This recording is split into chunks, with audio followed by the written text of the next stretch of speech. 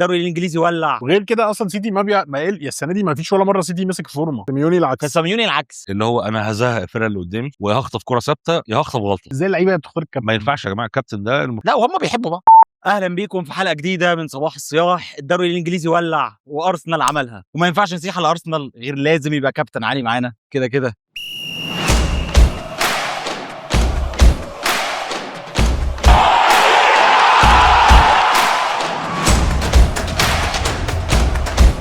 فضلك. الحمد لله كانت متوقعه، توقعناها. انا قايل لكم، وفي ناس قاعده تقول لي لا لا انا قلت وخلص الماتش هناك. بس- اي نعم كان في شويه سوء حظ كده، بس انا كنت عارف يعني هي باينه، هو سيناريو تمام. فرقه فايقه بتلعب فرقه في اسوأ حالاتها فقط يعني. خلاص اي حاجه كانت هتحصل غير كده كان هيبقى هو مش متوقع. هو الاستثناء يعني. بس الطبيعي اللي حصل. مش هقدر اقول مبروك للسيتي عشان ما بحبهمش، ما بحبش جوارديولا والله ما بحبوش يعني، ما بحبوش فعلا، فمش هقدر اقول له مبروك. جماهيرهم ما اعرفهمش، مش هقول لهم مبروك برضه عشان انا ما اعرفهمش، بس هم خدوا الدوري خلاص. مبروك ليا انا وتركي، كنا مشجع ارسنال، كنا مشجع السيتي. ايوه والله يعني ايا كان جماهير السيتي انا مش هبارك لهم، احنا ناس روحنا مش رياضيه. طب هم عملوا لك ايه؟ ايه عملوا لك ايه؟ ما بحبهمش. انت لو قعدت نقط. ما بحبهمش. واحد زي هالاند ده لطيف جدا مع كل الناس ما عدا ماتش ارسنال. الناس كلها تبقى عادي، ما هو مستمتعين المنافس جدا عادي، في ما ماتش هو أرسنال. المنافس، ما هو المنافس. تمام خلاص، ما بحبوش، هو منافس لا صح؟ ما حقك. خلاص انت اذا طبيعي. هو منافس فانا لا احبه لان هو منافس. بالظبط.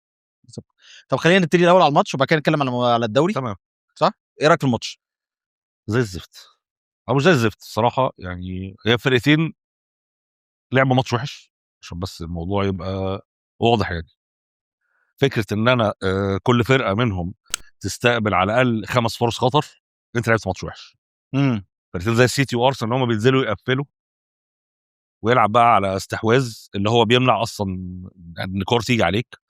انت كل فريق النهارده استقبل على الاقل 5 فرص خطر غير كورة الاجوان يعني. العارضه في عرضتين هنا وعرضتين هنا يعني، في بلاوي يعني، في بلاوي اتلعبت. فالاثنين لعبوا ماتش دفاعي سيء جدا. مش هقدر اقول لعبوا ماتش هجومي كويس، ان هم يعني الهجوم كان كويس لان الدفاع كان وحش. مش حاسس ان ده انضف ماتش الارسنال هجوميا من زمان، عشان ارتيتا فتح شويه الشوط الثاني يعني، ما لعبش متحفظ زي ما بيلعب في الماتشات العاديه. في الاخر لعبت عشان النتيجه اجبرته على كده. وخلي بالك احنا لو كنا الماتش 0-0 كنتش هتشوف الاداء ده. انا عارف ارتيتا. لا بس ايفن وهي 1-1 يعني ارتيتا كان ما بيروح. انا حاسس ان جوارديولا برضو ما على الريتم 1-1. عليه شويه في الماتش ده، يعني كان مسرع الريتم شويه وارتيتا مش عارف يلعب لعبه. احنا ما عندناش لعب، بس يعني النص التاني من الموسم احنا ما عندناش لعب. خلي بالك هو ارتيتا اللعب بتاعه اللي هو انا هزهق الفرقه اللي قدامي ويا هخطف كره ثابته يا هخطف غلطه بس. وخطف غلطه النهارده. خطف غلطه ساذجه جدا غلطه طبعا يعني كارثيه. السيد دوناروما احسن جون في العالم كده كده اكيد. بس لا المجمل لا انا يعني فاكر الحلقه اللي فاتت كنت قلت ارسنال ما يستحقش الدوري ما زلت بقول ولا السيتي يستحق الدوري. بس ارسنال هو اللي هياخد الدوري. انا قلت لك المره اللي فاتت انا موافقك ان ممكن سيتي يكسب الماتش، بس ارسنال هياخد الدوري، وبقول لك برضه ان ارسنال هياخد الدوري. هياخد الدوري السنه دي ايوه برغم الجدول اللي اتكلمنا فيه المره اللي فاتت. ايوه ده انا نسيت المره اللي فاتت اقول لك احنا عندنا وست هام بره اصلا. ده يعني ده اسوأ ماتش ليه او اصعب السيتي ماتش عنده ليه. استون فيلا وبورنموث. بورنموث بره ده بنسبه كبيره مش هياخد فيه 3 نقط، انت عارف الماتش ده كويس. وعنده استون فيلا اللي هو بينافس على تشامبيونز ليج والدنيا قربت شويه. اللي كسب ساندرلاند النهارده على ملعبه بالعافيه ده كسب. بس كسب يعني. لا بس رخم. لا وبقى يعني اللي خلاص. عنده اوروبا ليج ومش هيركز في الدوري عشان انا عندي لا اوروبا لا ليج. لا وده لا. امري برضه. فاينل ايه امري ماله امري؟ يعني بيجي في الاخر وبيعوق خالص. مش شرط يعني. ده اكتر واحد حافظه، ده كان ستيل عندنا. ماتش صعب. وغير كده اصلا سيتي ما يا السنه دي ما فيش ولا مره سيتي مسك فورمه. هي بس الحبه الاخرانيين دول، لكن هم بيمسكوا الفورمه في الوقت الصح. هو مش ده اللي يضايقك بقى. انا مش حاسس انها هتتمسك عامه يعني، مش حاسس انها برضه هتتمسك. هل انت واثق ان ارسنال بقى هو اللي مش هيضيع نقط بعد اللي حصل؟ ارسنال لا هيضيع برضه، بس ارسنال هيكسب الدوري. ما هو انت اللعيبه دلوقتي هتخش في دماغها فكره ان هو سيناريو كل موسم هيتكرر. بالظبط. صح. انت يوم هنخسر الاربعاء الدوري في اللقطات الاخيره وهم اصلا عندهم ازمه ثقه ومتوترين. في طبيعي ان رعب، ارسنال هيوقع. هو كده في رعب في المنطقه. بالظبط. لا ودخل على المدعكه اتلتيكو ومش عارف ايه وبتاع. برضو موضوع ان الارسنال ياخد بقيه الماتشات يجيب العلامه الكامله دي، انا اعتقد ان فيها شك كبير. ما انا بقول لك هيوقع، بس انا حاسس ان هو سيتي هيوقع اكتر. انا اقول لك هنشوف. انا عندي احساس غريب. دي انا عندي احساس ان الدوري ده هيتحسم فرق جوان. عشان كده كنت بسالك على فرق الاجوان احنا بنتفرج. فرق جوان اه ده سيتي على طول، ده معروف. اه ما يبقى سيتي غالبا. مع إن دوري دلوقتي اجويرو تاني. تعادل، يعني حاليا متعادلين في فرق الاهداف. دلوقتي لا، واحد ليكو. ما هو هيلعبوا بيرلي اكيد يعني باعتبار ان هم يكسبوهم عشان يلعب على فرق الاهداف، فهيكسبوا فرق واحد مثلا. لو على كسبوا الأقل يبقى فرق زي واحد بعض. هتبقوا زي بعض في الفرق، وسيتي جايب اجوان اكتر، فرق 3 اجوان. بس انا مش هحسن. انا بقول مش هيحصل برضه، حاسسها تخلص عادي. هو بيقول مش هيحصل لارسنال، يعني هو بيقول مش هيحصل ان ارسنال هيخسر، انا عندي وانت اسبابي. بتقول مش هيحصل ان سيتي، ما هو عنده اسباب وانت عندك، اصدق مين؟ يعني انت شفت تغييرات ارتيتا النهارده؟ طيب دي اللعبه مش سيئة. حلوه. اسوأ تغييرات في الدنيا.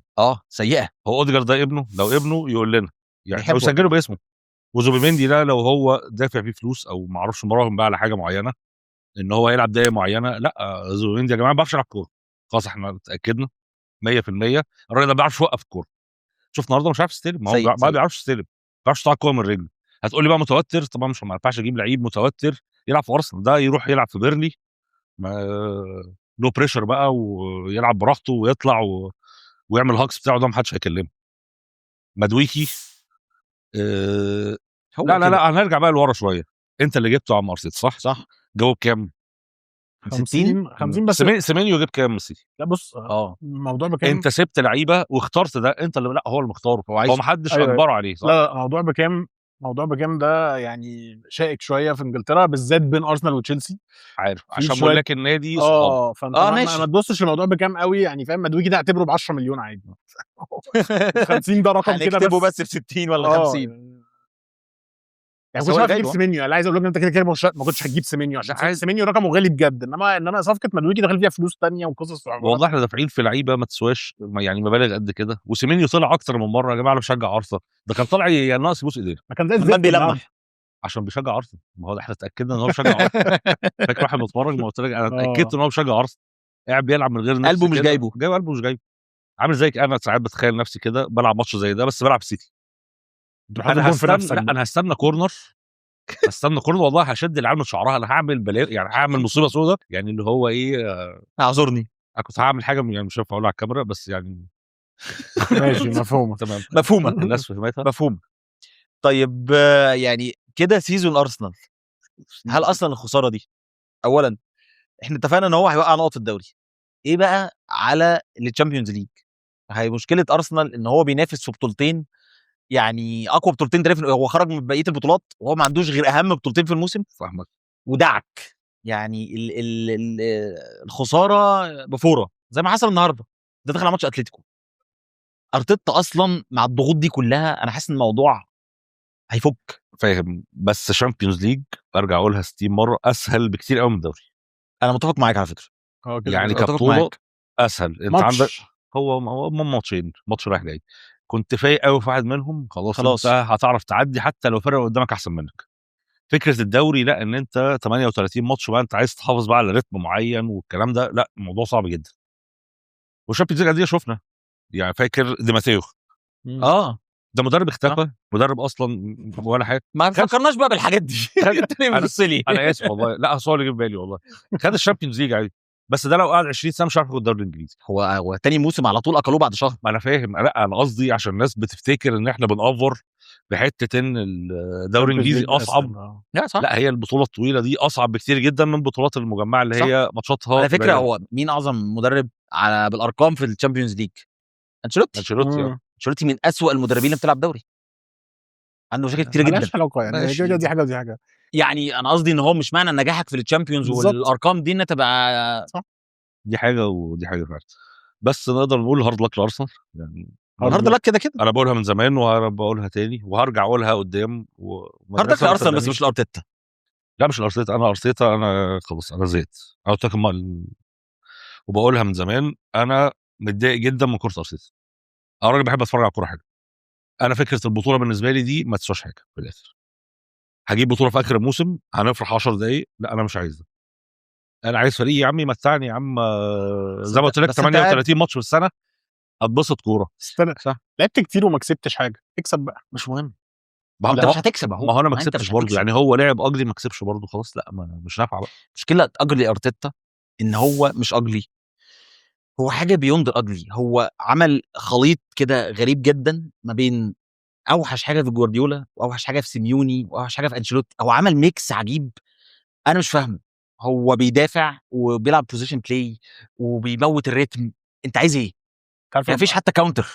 لما ارسنال بيعمل عرضيه زي الكره الاخرانيه بتاعت هافرتز، تروسار انا متفاجئ يعني، ما شفتهاش من زمان من ارسنال. عرضيه عاديه، اللي هو عرضيه عاديه لا، لا. جدا، فاهم؟ اللي هو عرضيه واحد بيحط عرضيه دماغه عاديه، حاجه اللعيب ما شفتهاش من رفعها زمان. برجله يعني رجله القويه، العدله رجله العدله. صح. لا بقيت يعني حتى النهارده برضو في كام كوره كده اتبسط في النص، اللي هو اذا ارسنال عند بيعرفوا يلعبوا كوره عادي يعني. هم غالبا ارتيتا في اول ما الجون الثاني جه، انت اكيد شفت التحول في الاداء عامل ازاي. هو غالبا يعني هو بطل يدي تعليمات يلعبوا، اللي هو برايا بقى برايا انا ما اتفقتش معاكم برايا، على لا كده. برايا اتصرفوا الماتش لا، خرج في حاجة برايا. اتصرفوا. انا سايب اللعيبه الكبيره في الملعب، اوديجارد اللي هو ما بيعرفش يعني بلوه ده مسيحه، ورايس الهلكان، وهافرتز اللي اتفشخ ضغط 75 دقيقه وراح سايبه برضه في الملعب. مشكلة شفت خرج مين لما هو خرج ايزي. تغيير ايزي ده بالنسبه لي غريب جدا. أحسن. وقت ما فاق وقت ما وقت فاق ما وهو فاق. فعلا بينقل الفرقه وعمال مرتدات وكاونترز وتحولات. لا ما ده بيعمل ايه؟ بيخسرنا الكوره. ليه؟ الهجمه بتخلص بسرعه، بياخد ريسك. بياخد اطلع ريسك. بره، انت بتاخد انت ريسك. مغلوب. انت مغلوب. شفت اوديجارد في اخر كوره خلاص الماتش، عارفين لقطات كده الصاب اتجنني. برجع اقولها بالراحه، اللي هو تروسار معاه الكوره، على مهلنا يا جماعه. الحكم هيصفر، انجز. افتح يا اوديجارد. راح عامل ايه؟ راح نازل له سبرنت استلم، ياخد منه الكوره، خدها معلش. منه، عمل ايه؟ لا. راح مديها صليبه. يعني هل تروسار عويل قوي ان هو مش هيعرف يلعب الباصه دي يا عم؟ ما تفتح يا عم، خد معاك اللعيب الوحيد اللي بيضغط عليك اللي هو هالاند، واحد بيضغط على 3، فانت نازل بتقرب منه عشان هالاند الضغط بتاعه يبقى سهل. يعني انا الاي كيو بتاع اللعيبه دي بيجنني. مش فاهم. هي دي غريبه ان هو اصلا مركزه انت المفروض تبقى اكتر حد قاري اللعبه اصلا. المفروض بالظبط. بس هو ما فيش يعني. شوف الناحيه الثانيه شركي، لا الواد مرعب، ده لعيب مستفز جدا. انا شخصيه من سيبك- اوسخ سيبوا الشخصيات. الشخصيه. سيبك من الشخصيه. سيبوا الشخصيه. ما برناردو يعني في عزه ما شخصيه، ما احنا عارفين ما بالظبط. شخصية انا يعني. بس هو لعبه بقى لا. راين شيركي النهارده كسب السيتي. هو لا. مش النهارده. لا هو عامه هو بقاله ماتشين 3. لا مش طبيعي. مش طبيعي. شركي واورايلي قريب اللي فوق. هو قريب. بقول لك ايه، جوارديولا لازم عنده في اخر الموسم كده لعيب هيشيل الفرقه. بيشيل الفرقه كده مره واحده، لعيب من بره من الهوا كده، لعيب تافه ما حدش يعرفه. جندوجان قبل كده، جندوجان تلاقيه طول الموسم مش موجود، ده مش مصاب تافه. سيء. انا قصدي سيء مش موجود في آه. طول الموسم، مره واحده تلاقيه اخر 3 جونين ماتشات في 10 دقايق. هاتريك في مش عارفين ماتش استون فيلا يوم مش عارف راجع عامل ايه، حاجات كده. اورايلي نفس الفكره السنه دي، عنده لعيب بيلحقه بقى حاجه صعبه الصراحه. لا الموضوع صعب. انت عارف اللي ينرفز هو اصلا سيناريو الماتش. يعني انت داخل السيتي كده كده راكب من الاول وضاغط وباين قوي ان ارسنال راجع. فطبعا فالسيتي نتيجه طبيعيه راح جايب جون. فارسنال بيجي له جون هديه نتيجه هقول ان هو الضغط ومش عارف ايه همشيها. الستارت حصل لوحده يعني. ريستارت. طيب مش هبتدي افوق بقى ان انا لو فضلت طول الماتش كده هلبس يعني هي باينه وبيجي عليا فرص. طب خلاص ما يعني انت بتقول الكلام ده، ما احنا بنقول الكلام ده بقالنا 3 سنين والله. ارتيتا كده، لحد ارتيتا إمتى؟ بيكسب بيبقى فرق واحد، بيقعد ورا، بيقعد يستقبل اللعب، بيدافع. هو بيعتقد كده ان انا هدافع طريق جوارديولا بالاستحواذ، فهنقعد نباصي بالثلاثه اللي ورا. سيتي بالضغط اللي معاه النهارده ضربه المرمى بقى نلعبها لقدام خلاص، ما بقاش حتى يبص. بتخسر الكوره. هو مش عارف يطلع بالكوره. طب في تحولات ارتيتا انت محفظهم اي حاجه؟ واضح ان مفيش اي حاجه خالص. والدليل على كده احنا ما رحناش بولا كوره مرتده غير كوره واحده كانت غلطه، اللي هي بتاعت ايزي اللي راحت لهافرتز في الاخر. اوديجارد، اللي انتوا بتقولوا ان هي باصه وحشه لهافرتز. لكن باصه وحشه فعلا. انا شايفها وحشه والله. في الاول كنت شايفها عاديه، بس كان ممكن يدير احسن من كده. بالظبط. في رجله كان ممكن يدير في رجله كالعاده. مشكله اوديجارد. طب انا عايز اتكلم على اوديجارد بالذات، علشان اوديجارد في وقت من الاوقات كان اهم لعيب في ارسنال بالظبط، وكان جامد جدا وكان لا يستغنى عنه وشايل الفرقه وكل الكلام الجميل ده. لا بصراحة. وبعدين لا كمل. وبعدين شفنا اوديجارد السنه دي والسنه اللي فاتت. السنه اللي فاتت اتصاب كتير قوي، تقريبا 2-3 صح؟ طول السنه اتصاب كتير. السنه دي ما اتصابش قوي زي السنه اللي فاتت، فالمفروض لا اتصاب وقعد دكه كتير قوي السنه دي. ايوه انا هو قعد دكه عشان وحش. لا عشان كان كل شويه يرجع من الاصابه. لما اتصاب كذا مره ورا بعض، لما كل ما يرجع يتصاب في اول سيزون يطلع. انا عايز اتكلم فيه ان اوديجارد وحش، كلهم متفقين اوديجارد وحش ومش عايز ياخد اي ريسكات، وهو في الاخر بلاي ميكر، وهو اصلا لعيب حريف جدا في العادي وبيباس كويس وبتاع. ايه اللي حصل لاوديجارد؟ ايه اللي حصل لاوديجارد؟ لا لا لا لا ولا أرتيتا حاجة. حصل لا لا لا لأوديجارد. انا من اول يوم لاوديجارد في ارسنال انا ما بطيقش اللعيب ده، والناس اللي بتبقى شايفاه حلو انا شايفه لعيب اوفر ريتد جدا. ساكا اتصاب بس عرفت ايه اللي حصل لاوديجارد. بس ساكا ما كانش مصاب واوديجارد كان وحش كان برضه. وحش ساكا اول ما اتصاب او اول ما مستواه قل، اول ما تم اجهاد ساكا لعب 3 سنين ورا بعض. ساكا طول ما هو في الملعب اوديجارد شكله حلو في الملعب. ليه؟ بيلعب البساط المعفنه، ساكا بيلحق بيتحرك له حلو بقى بيعمل.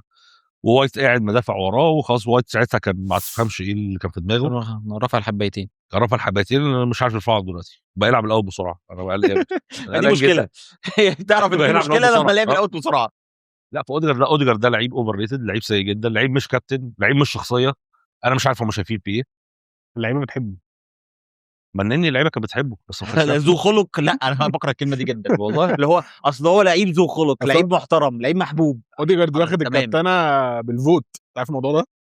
هو اصلا كون ان فكره ان الكابتن بتتعمل بالفوت دي آه. فكره عبثيه إيه اصلا. بس الحوار هي ده؟ ايه الحوار ده اصلا يعني؟ ازاي اللعيبه بتختار الكابتن؟ ما ينفعش يا جماعه. الكابتن ده المفروض ده الشخصيه اللي بالظبط. بيتكلم بقى، اللعيب اللي عنده فيجن شويه في الملعب. لا فيعرف. اصل خلي بالك انا ممكن واحنا بنلعب وانا راجل المفروض الكابتن اوجهك غلط، طبعاً. اقول لك روح اضغط، انت سبت الحته صح. اللي وراك، احنا ضربنا بباص هو اللينك اللي ما بين المدرب واللعيبه المفروض. بالظبط. هل اوديجارد عنده ده؟ انا مش ما اعتقدش. انا ما اعتقدش ده خالص. والله هو ارتيتا وحش واوديجارد وحش، فغالبا في لينك اهو. ما هم شبه بعض أو يمكن هو هو في لينك فعلا. صح. في لينك. هو بيوصل تعليمات وده متاكد. وكذا لعيب من اساطير ارسنال صحوا قبل كده في موضوع الكابتن ده، منهم ايان رايت، منهم توني ادمز. كلهم بيقولوا يا جماعه كابتن ارسنال غالبا لازم يبقى رئيس، يعني رئيس. يبقى لعيب انجليزي ويبقى لعيب شخصيه فعلا. هو رئيس إنما- مناسب جدا. انما اوديجارد مناسب كمان مع الحكام. يعرف رئيس من اللعيبه اللي مش مستفزه خالص، حتى لما بيجي يعترض على الحكم ما تحسش الحكم قرفان منه وهو بيعترض. ايوه. ليه طريقه انجليزي. دي طريقه ظريفه. اللغه فهمنا. ليها عامل كبير خلي بالك. لا وهم بيحبوا بعض. الانجليز بيحبوا بعض. بيحبوا بعض. وانا خلي بالك انا لو مش انجليزي وهعترض على الحكم بالانجليزي، في حاجه اسمها سلانج اللي هي اللغه انا ممكن اقول كلمه في النص ايه ده انت الحكم قلت ايه؟ طب يفهمها. خد. هو مش فاهمني ولا انا ما في فرق ثقافه. صح. فاهم الفكره. حاجه اخيره برضو عشان افتكرتها دلوقتي. كان واحد قالها مش فاكر مين، عدت قول. عليا كانت ظريفه جدا يعني. كان بيقول لك احنا هنطلع بره الدوري معلش شويه بس لا، لا. هنفضل مع ارسنال. قال لك ماتش ارسنال واتلتيكو اللي جاي اللي جاي ده، قال لك انت لو بصيت على احصائيات الفرقتين في البطوله كلها هتقول ان ارسنال هو اتلتيكو واتلتيكو هو ارسنال. مين احسن دفاع في البطوله؟ ارسنال. اقل فريق يستقبل اجوان. مين اكتر فريق سجل اجوان في البطوله دي؟ اتلتيكو. مين تاني اسوأ دفاع بعد كرباك في البطوله لحد دلوقتي؟ اتلتيكو. الارقام اتعكست اه والناس لسه بتقول لك سيميون بيدافع. انا الواحد بيعرف انت تعبان. سيميوني مش بيدافع. هو سيميون بيحاول يلعب كره شامله بس هي بتقلب معاه في الاخر ان هو بيدافع. ما هو مش عارف. هو بيبقى النيه ان هو مش عايز يدافع، بس هو في الاخر بيرجع. عارف اللي هو بيرجع لاصله. هو عنده حته كده بيتحشر فيها اول ما بيتزنق في الماتش، فبتخليه شكله دايما وحش. هي هو مش مش هيستقبل لعب كتير. هو بيبقى عايز يضغط عالي فتضغط بكل خطوطك عالي. صح؟ لا ايوه بالظبط. هو ما بيعرفش يعملها بالظبط. فاول ما بيعملها بيحس في فراغات ورا. لا يا جماعه لا ارجعوا له معلش ارجعوا لي ارجع ورا. له بلوك خلاص. بس بالظبط. انما هو عنده افكار، بس انا بحس ان الافكار دي ما بتطبقش كتير، ما بتطبقش كما يجب في الملعب. بس ما هو ما عندوش التولز برضه اللي تخليه يطبق الافكار بتاعته. مع موضوع التولز ده بقى مستفز، لان اتلتيكو مدريد اساسا فريق بيصرف جامد جدا. بيصرف جامد جدا بس ما بيصرفش على الدفاع نكله. وكل صفقاته الدفاعيه مضروبه. أيوة. كلها من اولها لاخرها باكات ومساكين. مين اللي بيلعب 6 النهارده في اتلتيكو مدريد؟ كوكي لسه. كارثة. كوكي يا جماعه خلاص ده كارثه والله. خلاص بقى. فرقه بتصرف كتير قوي فلوس، واللعيب السته بتاعهم كوكي لحد النهارده. حاجه غريبه يعني. اللي انا عايز اقوله ان منتاليتي سيميوني مش دفاعيه بحت، مش ارجنتينيه قوي. لا بس انت عارف دايما المدرب بيبقى عايز يعوض النقص اللي عنده. يعني تلاقي جوارديولا معظم صفقاته الغاليه جدا دفاع في الدفاع زي ارتيتا. لان هو بالنسبه له هو حاسس ان انا ما عنديش مشاكل في الهجوم، انا قادر اخلي فرقتي تصنع، بس انا مشكلتي في رد الفعل. فسيميوني العكس. انا هعرف اوقف لعيبتي صح ورا، بس انا مشكلتي ان انا عايز قدام لعيبه تخلص من نص فرصه. عشان كده هو بيصرف في الصفقات اللي قدام دايما. ده حقيقي. فهي بتمشي كده. ده سبب مقنع. بس هو هل ارتيتا عنده يعني اقتناع بالهجوم اللي عنده؟ هو ارتيتا بالنسبه له هو لو انت سالته وهو داخل السيزون انت مقتنع بالهجوم اللي عندك؟ طبعا. هو جايب عنده جيكوريس وهافرتس، اتنين قدام مختلفين عن بعض، وعنده ساكا وخيسوس وبديله اللي هو- مدويكي، وعنده خيسوس صح. خيسوس في 3-4 ماتشات بيجيبهم آه. لك في السنه انت بالظبط الفتره اللي لعبها. والناحيه الثانيه عنده مارتينيلي وعنده ايزي. فالسكواد قدام كدبث لا كويس جدا. اوديجارد وحتى بديله ايزي. هو بالنسبه له انا اوديجارد زي ما احنا بنشتكي من اوديجارد هو ما بيشتكيش منه. هو بالنسبه له فاهمك. لعيب عبقري. حتى يعني الوحيد اللي كان بالنسبه لي ملوش بديل هو ساكا، ولكن بقى في مدويكي يعني مدويكي وفي وهو دومان. زي ما انت هو اللي مختاره. ودومان مدويكي ودومان هو دومان مش مدويكي. انا بحس- دومان ده حاسس ان هو مصيره هيبقى زي نوانيري عادي. لا دومان لا دومان اذكى بكتير من لا الواد ده معرفش. انا يعني ان شاء الله يعني مش واثق في ارتيتا. انا بحب اللعيبه الصغيره جدا. ان شاء الله الواد ده هينافس هنري على احسن لعيب في تاريخ اصلا. لو كمل بقى استنى بس ده هتتسجل لك لمده 10 سنين قدام. عادي خلي اتفرجت بالك. عليه اتفرجت عليه حلو جدا. لا الواد ده موهوب مش موهوب طبيعي جدا. لا يعني مش طبيعي. سكيلي ونوانيري واللعيبه دي كلها لعيبه كويسه. بس ده عارف ده اللي يقول لك ايه بروميسنج، عارف بوتنشال. بوتنشال لعيب بوتنشال وبروميسنج وجميل. دومان لا لعيب واضح ان هو جامد لا سكيلفل يعني بيور تالنت. طب ما بياخدش دقايق ليه؟ بياخد عشان مؤخرا قليل بياخد قليل قوي. لا بيديله الفتره اللي فاتت مؤخرا خد يديله. كتير. بس هو ارتيتا بما انه مدرب جبان بالظبط. وحاسس ان اللعيب ده مش هيقوم بادواره الدفاعيه اللي بالمناسبه الوينجات بتوعهم ما بيعرفوش يعملوها. لا مارتينيلي ولا مدويكي وبيقعد يلعبهم برضه نفس مشكلتي مع ويقعد ريو. يزعق لهم على الخط يبقى قاعد بيصوت. طب يا عم عندك واحد جربه. عندك واحد جربه جربه. انت عيل صغير هيتعلم بسرعه. هو يسمع كلام. دي مهمه جدا. ما بيسمعش الكلام. دومان ما بيسمعش كلام. شخصيه عشان كده هو جامد. يبقى هو عشان كده مش طايقه برضه. ممكن يكون مش عايز يديله فرص كتير عشان ما يسمعش الكلام زي سكيلي. طب ما هو سكيلي كان فتره جامد جدا بس هو ارتيتا كان عنده ما هو مشاكل. اللعيب المبدع لازم يبقى عنده شخصيه. ما هو ما بالظبط. ينفعش اللعيب هيقعد يسمع الكلام وخلاص زي نجوموها كده. اعتقد اللي نفس بينزل المشكلة. يعمله ده اكيد سلوت مش قايل له انزل اعمل دربك الدنيا كده. عشان كده ما بيلعبوش كتير برضه نفس الفكره. نفس الفكره. وعشان كده نجوموها ده احتمال يبقى حاجه بسبب الشخصيه بتاعته. ده ريال مدريد عايزين. ده والله وهو لسه ما عملش بروفيشنال كونتراكت. عايزينه مكان مين؟ ايه ده؟ عايزينه لعيب صغير. في ايوه عايزينه لعيب صغير مكان مين؟ عادي يا جماعه زي ما جابوا اندريك. لا يلعبوا تحت. هو مش هو على وينج فكرة شمال ولا يمين؟ مش هو وينج شمال؟ فينيسيوس جه كده ورودريجو جه كده. ايوه ماشي هو وينج شمال صح؟ دبث. هو وينج شمال دبت ايه؟ انا عندي 3 وينجات شمال يا ابني عنده 16 سنه لسه. هو اللعيبه اللي عنده لسه صغيرين يعني دول هيدوا له 8 سنين قدام على الاقل. ما هو ما تبصلوش ما تبصلوش كده. ما تبصلوش كده. ايوه هسمع ايوه يا عم ازاي عايزينه ازاي؟ انا ممكن افهم لو هو مثلا وينج يمين فعايزين عندنا مشاكل فيه فهنجيب حد صغير يمكن ما نعرفش نعوض. امتى دي كانت مشاكل ريال مدريد. ما هي التفاصيل دي اللي بتخليهم يزوروا دلوقتي اهو. ما احنا عارفين. انت عارف ان في لعيب تاني برضو عندنا في ده لسه ما طلعش خالص. مش فاكر اسمه ابي تقريبا حاجه كده. ده برضو اسمه ايه؟ ابي تقريبا. ابي هو بيفكرني بلعيب متاكد. كان عندكم لعيب قبل كده اسمه ايب صح. اسمه اوجو. والعيال دي كانت عيال حلو بس لا ولا حلوه ولا نيله. المهم يعني الواد ده كان كويس. بلاش قرف بقى. الواد ابي ده ولا ما اعرفش اسمه ايه يعني. ده برضو ريال مدريد عايزينه وبرضو لسه ما عندوش بروفيشنال كونتراكت. لا بس ده ريو انقذوه. الواد ده لسه ما عندوش بروفيشنال كونتراكت فريال مدريد عايزين ياخدوه فري.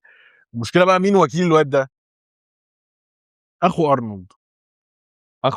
ايه ما هو اخو ارنولد وكيل ارنولد عادي. وهو كان السبب الرئيسي في ان ارنولد يروح ريال مدريد. هو ايه جو شريف اكرامي ورمضان صبحي ده؟ يعني مش فاهم بالظبط كده.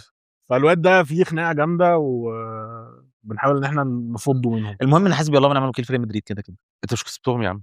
يا بقى حتى اللعيبه الناشئين مش عايزين يهنون عليهم وعايزين كارلو مش يا عم في ايه يا عم؟ ده تخطوم راح جاي دي ما بتحصلش دي حاجه ما بتحصلش. الجون الاخير شافاه من جوه قال لي رايح جاي. اول حاجه قلتها والله العظيم اول حاجه رايح جاي. هو عارف رايح جاي دي ليه بقى؟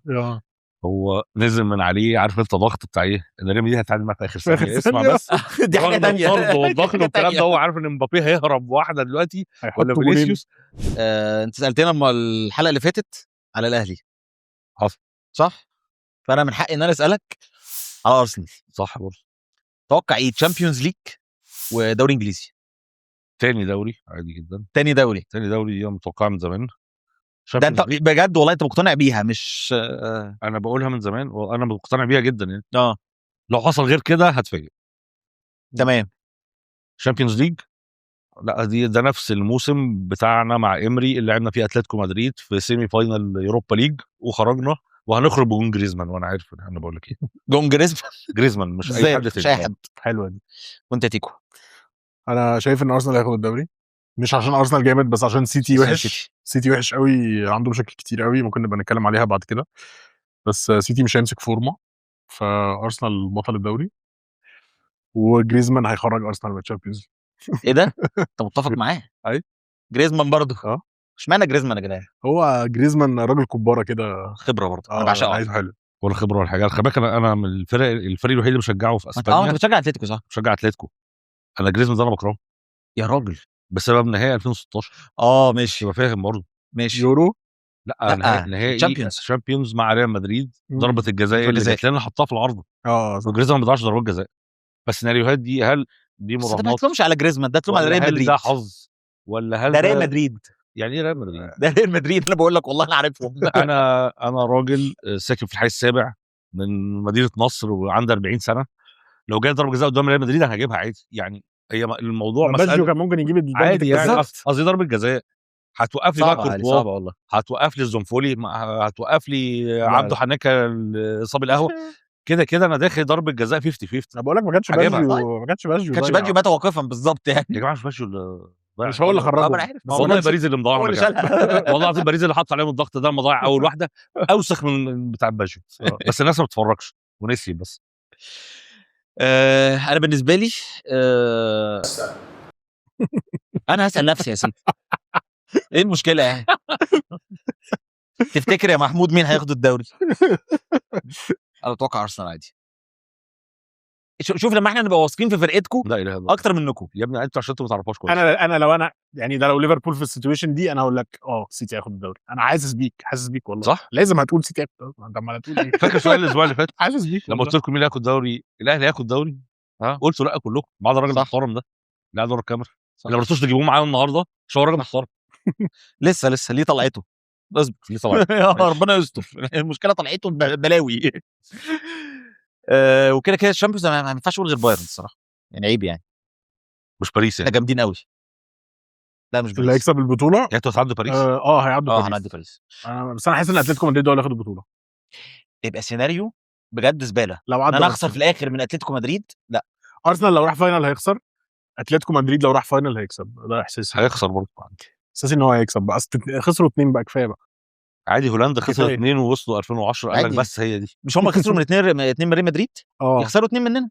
ما خسروا اول نهائي في السبعينات مننا، خسروا التاني مننا ما جاتش علينا يعني والله العظيم. هو المنطق بيقول ان بايرن اقوى فرقه حاليا الصراحه، اكتر فرقه المنطق. متكامله يعني. بس هي مشكلتها ان هي افرام كامله باريس. ما عندهاش دكه. لا باريس وحشه قوي على بايرن فكرة. ممكن يبقى اقوى. ما لا بقولكش بس- والله. اصل انت ما شفتش الماتشين. انت كان عندك ماتش مع سبورتنج مهم بتتفرج أنا عليه. الصراحه ما اتفرجتش عليه بس انت ما شفتش بالظبط، مش الماتشين. جالك قلب ازاي؟ انا احب اقول لك ان باريس سان جيرمان فريق خادع وتعبان جدا ووحش سهل جدا يتضرب. ودفاعه زفت وخط نصه بعد الدقيقه 60 ما بيجيش. هو عشان مندز بس انت خلي بالك شايف كل المواصفات اللي انت لا، بتقولها دي، ده مندس كان جامد.